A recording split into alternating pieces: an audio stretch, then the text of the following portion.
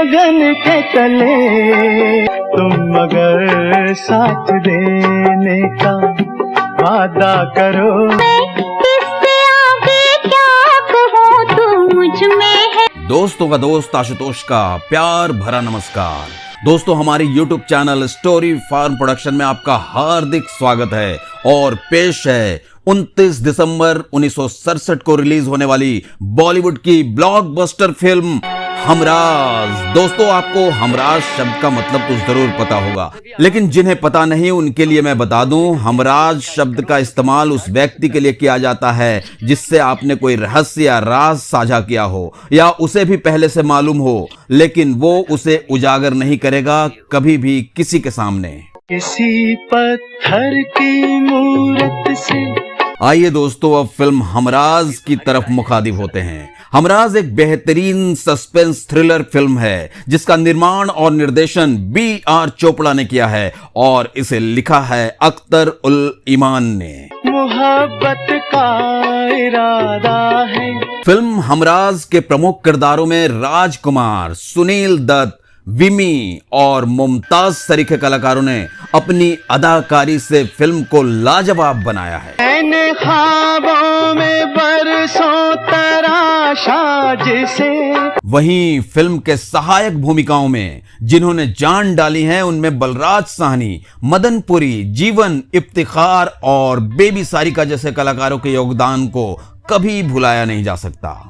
तुम वही संगे मरमर की तस्वीर हो। फिल्म हमराज के कालजयी गीतों को अपने सुमधुर धुनों से सजाने वाले महान संगीतकार हैं रवि, और सभी गीतों को कलमबद्ध किया है धाकड़ गीतकार साहिर लुधियानवी ने। मैं समझता हूँ तुम मेरी तकदीर हो। फिल्म में कुल 5 गाने हैं जिन्हें रबड़ी जैसी अपनी मीठी आवाजों से कर्ण प्रिय बनाने वाले पार्श्व गायकों के नाम हैं महेंद्र कपूर और आशा भोसले।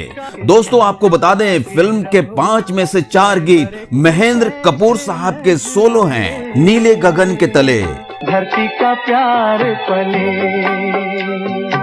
ना मुंह छुपा के जियो और न सर झुका के जियो, गमों का दौर भी, तुम अगर साथ देने का वादा करो, मैं यूं ही मस्त नगमे लुटाता रहूं, किसी पत्थर की मूरत से, मोहब्बत का इरादा है।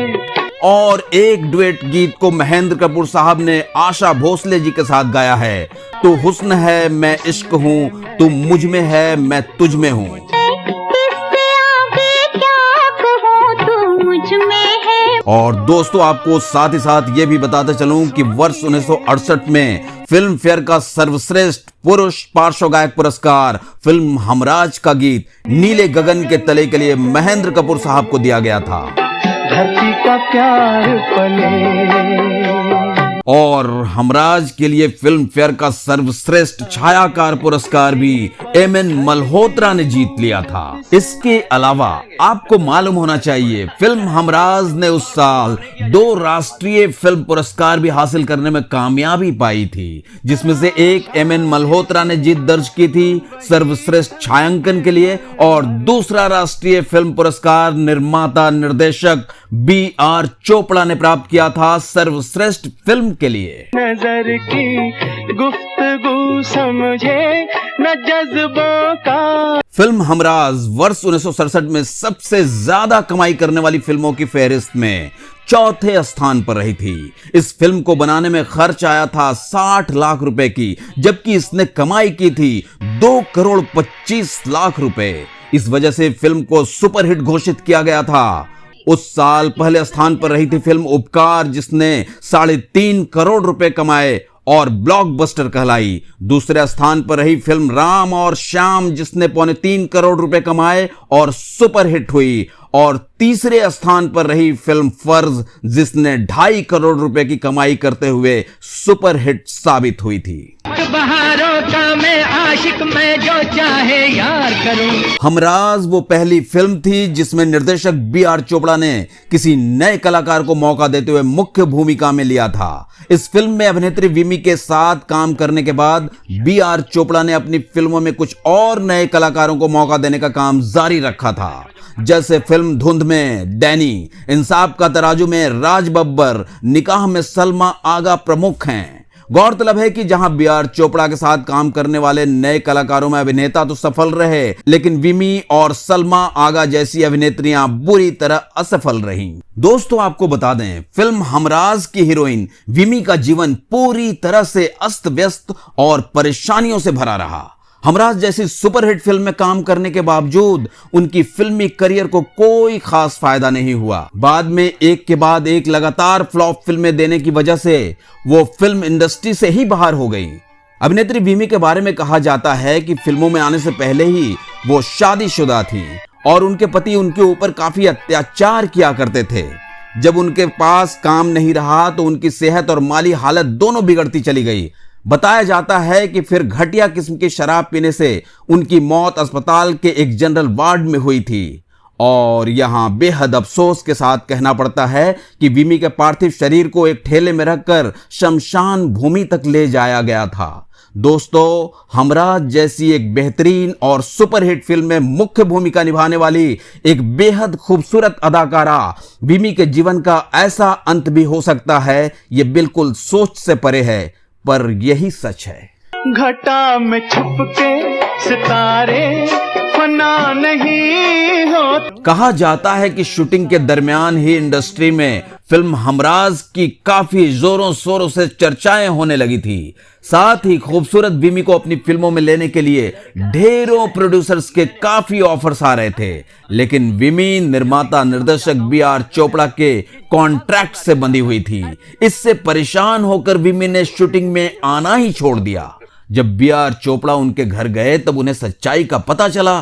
फिर तुरंत नाराज बी.आर. चोपड़ा ने कॉन्ट्रैक्ट से विमी को मुक्त कर दिया और साथ ही यह भी कहा कि विमी गलत फिल्में साइन करके अपने करियर के साथ खिलवाड़ कर रही हैं। आपको मालूम होना चाहिए, इसके बाद बी.आर. चोपड़ा ने विमी के साथ कभी काम नहीं किया। आखिरकार बी.आर. चोपड़ा की कही बातें सही साबित हुई। गलत फिल्मों की वजह से विमी का करियर पूरी तरह से देखते ही देखते डूब गया। अंधेरी रात के दिल में दिए जला के जियो। दोस्तों, फिल्म हमराज की मुख्य नायिका विमी का करियर जहां इस फिल्म के बाद आगे नहीं बढ़ सका, वहीं इस फिल्म की सहायक अभिनेत्री मुमताज के लिए वो पूरा साल स्वर्णिम अक्षरों से लिखा जाने वाला साबित हुआ। हमराज से पहले मुमताज को बी ग्रेड फिल्मों की अभिनेत्री के रूप में देखा जाता था, लेकिन वर्ष 1967 में मुमताज ने एक से बढ़कर एक ब्लॉकबस्टर और शानदार फिल्मों की ऐसी आतिशबाजी की जिसकी चमक से सभी की आंखें चकाचौंध सी होकर रह गई थी। इस साल मुमताज ने 4 सुपरहिट फिल्मों में काम किया था। ये फिल्में थी राम और श्याम, हमराज, पत्थर के सनम और आग।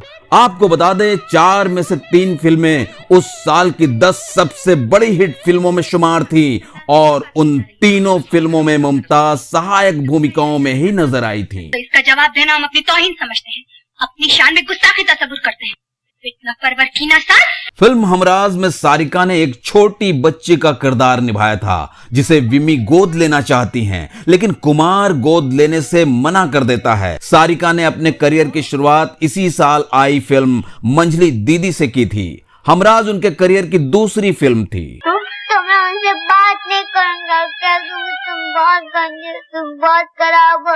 आपको बता दें, हमराज बी.आर. चोपड़ा की बतौर निर्देशक पहली रंगीन फिल्म रही। इससे पहले साल 1965 में आई फिल्म वक्त बी.आर. फिल्म्स की पहली रंगीन फिल्म थी, जिसका निर्देशन उनके छोटे भाई यश चोपड़ा ने किया था। इस फिल्म की जबरदस्त सफलता को देखते हुए बी.आर. चोपड़ा ने हमराज को रंगीन फिल्म बनाने का फैसला किया था और इस फिल्म को भी मिली सफलता के बाद उन्होंने फिर कलर फिल्में ही बनाना शुरू कर दिया। नीले गगन के तले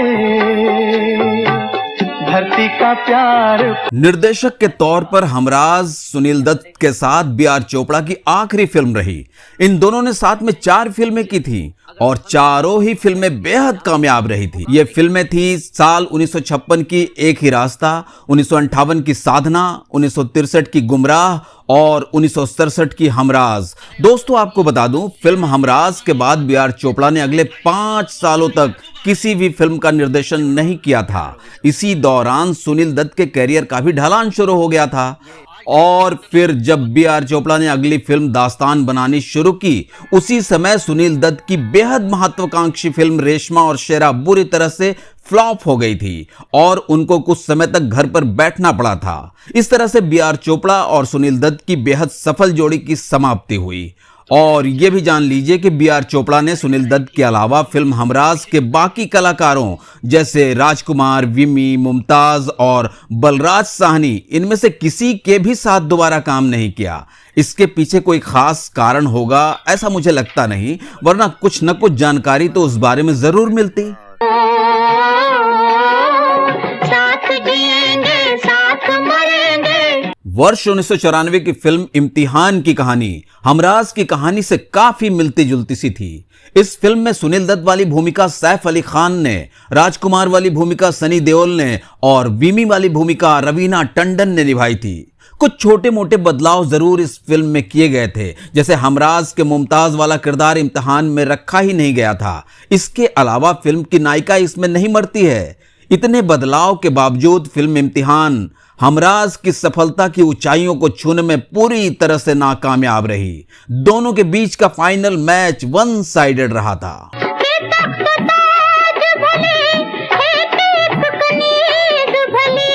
फिल्म हमराज बी.आर. चोपड़ा की आखिरी महत्वपूर्ण फिल्म साबित हुई, क्योंकि इसके बाद उनके निर्देशन में काफी उतार चढ़ाव देखने को मिलता है। यह उनकी करियर की 5वीं हिट फिल्म रही। आपको बता दें, 1 दशक तक उनकी कोई भी फिल्म फ्लॉप नहीं हुई थी। लेकिन दोस्तों, जो कभी नहीं हुआ वो कभी नहीं होगा, इसकी कोई गारंटी नहीं होती है इस जहान में। 5 साल के ब्रेक के बाद जब निर्माता निर्देशक बी.आर. चोपड़ा ने अगली फिल्म दास्तान बनाई तो वो बुरी तरह असफल रही और इसी के साथ उनकी हिट फिल्मों का सिलसिला भी टूट गया। हमराज उनकी आखिरी फिल्म इस लिहाज से भी रही जिसे सर्वश्रेष्ठ राष्ट्रीय फिल्म पुरस्कार प्राप्त हुआ हो। मैं यूं ही मस्त नगमे लुटाता रहूं। दोस्तों, अगर आपने गौर किया हो तो आपको मालूम होगा, बी.आर. चोपड़ा की अधिकतर फिल्मों की कहानियों में प्रेम त्रिकोण का फॉर्मूला बैठाया जाता रहा है। हाँ, उनकी फिल्मों में प्रेम त्रिकोण के अलग अलग आयाम जरूर देखने को मिलते हैं। शायद ही कोई ऐसी फिल्म रही हो जिसमें एक नायक या एक नायिका हो। आप देख लीजिए, चाहे फिल्म गुमराह हो, हमराज हो, दास्तान हो, कर्म, इंसाफ का तराजू, निकाह, आवाम या नया दौर, सभी फिल्मों की कहानियों में प्रेम त्रिकोण के इंद्रधनुषी रंगों में से कोई न कोई एक रंग आपको देखने को जरूर मिलेगा। साथ ही बी.आर. चोपड़ा ने सस्पेंस आधारित फिल्में बनाने का सिलसिला जारी रखते हुए फिल्म हमराज की भी कहानी और उसके सस्पेंस से दर्शकों को बिल्कुल हिलने नहीं दिया था। आपको मालूम होना चाहिए, बी.आर. चोपड़ा हर कुछ सालों में एक सस्पेंस थ्रिलर फिल्म बनाया करते थे, जैसे कि कानून, हमराज, धुन इत्यादि।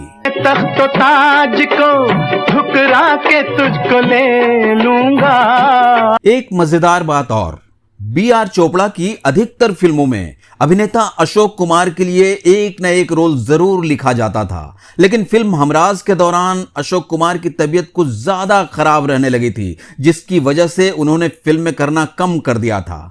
यही कारण है कि वो ये फिल्म नहीं कर पाए। बाद में अशोक कुमार की बी.आर. कैंप में वापसी 10 साल बाद हुई, यानी कि 1973 की फिल्म धुंध से हुई और यहां से दोबारा शुरू होकर ये जोड़ी फिर बी.आर. चोपड़ा की आखिरी फिल्म कल की आवाज तक जारी रही। साथ जिएंगे साथ मरेंगे, यही है फसाना। फिल्म हमराज की सफलता में उसके संगीत पक्ष का बहुत बड़ा योगदान रहा। बी.आर. चोपड़ा ने फिल्म हमराज के लिए अपने पसंदीदा संगीतकार रवि और पार्श्व गायक महेंद्र कपूर को चुना था, लेकिन अपनी अगली फिल्म दास्तान में उन्होंने एक बड़ी गलती कर दी। इस फिल्म में संगीतकार रवि साहब को हटाकर लक्ष्मीकांत प्यारेलाल को ले लिया और फिल्म के सिर्फ 2 ही गीत महेंद्र कपूर से गवाए गए, जिसके परिणाम स्वरूप दास्तान नहीं चली। आपको बता दें, फिल्म धुंध में दोनों को फिर से वापस लाना पड़ा था। किसी पत्थर की मूरत से। दोस्तों, जब फिल्म हमराज रिलीज हुई तो इसकी कहानी और स्क्रीन प्ले की बहुत तारीफ हुई। वही फिल्म की मुख्य अभिनेत्री विमी के अभिनय की काफी आलोचना की गई।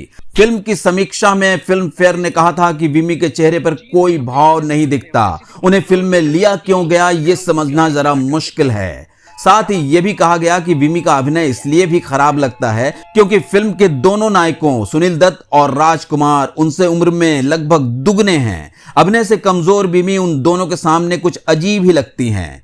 यहां तक कि फिल्म के मुख्य हीरोइन होने के बावजूद विमी फिल्म के एक भी गीत में लिप सिंक करते हुए नजर नहीं आती हैं। फिल्म में सिर्फ एक ही गाना है जिसमें महिला सिंगर की आवाज सुनने को मिलती है और वो गाना मुमताज पर फिल्माया गया है। इस तरह से विमी फिल्म की नायिका होते हुए भी नायिका नहीं लगती हैं। परस्तिश की तमन्ना है इबादत का। दोस्तों, इसी के साथ आज के इस वीडियो को मैं यहाँ विराम देता हूँ। वीडियो में अंत तक हमारे साथ रहने के लिए हृदय की गहराइयों से आभार और बहुत बहुत धन्यवाद। दोस्तों, अगर आपको वीडियो अच्छा लगा तो चैनल को सब्सक्राइब करें, वीडियो को लोगों के साथ शेयर भी करें, लाइक करें और कमेंट करके हो सके तो मेरा हौसला जरूर बढ़ाएं। अगले वीडियो में हम फिर मिलेंगे। आप स्वस्थ रहें, मस्त रहें, व्यस्त रहें। धन्यवाद। नीले गगन के तले